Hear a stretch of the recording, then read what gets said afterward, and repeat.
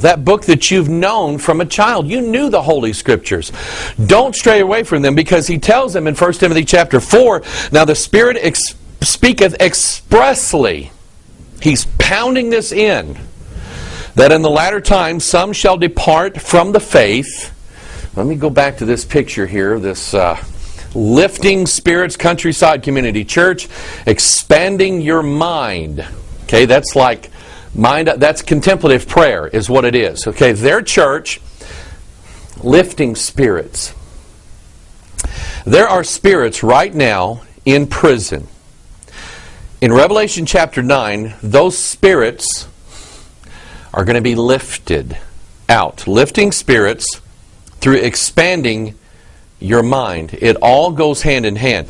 And Paul said that in the latter times some shall depart from the faith, giving heed to seducing spirits and doctrines of devils.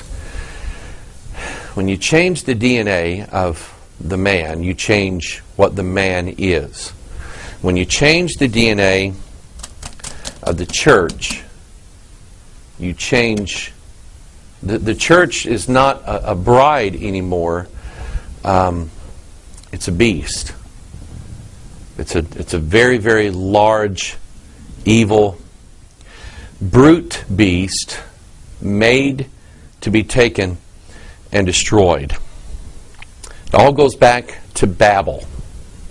Babel was a work that man began to elevate himself to godhood that is unfinished. Okay? They didn't quite get it done. It wasn't accomplished yet. So let's go back to Babel. You've seen the European Parliament building. It looks like the unfinished Tower of Babel.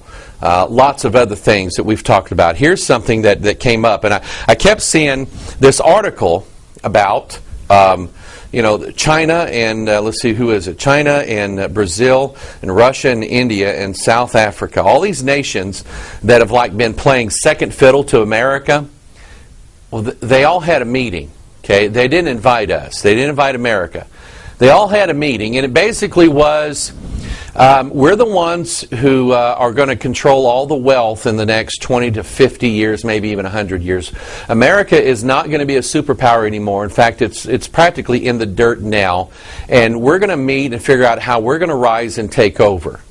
We're going to figure out that it's really going to dawn on us as Indians and as Chinese and as Brazilians and everybody else that we're the ones actually making all the products. We're the ones that are making all the money. We have all the loans.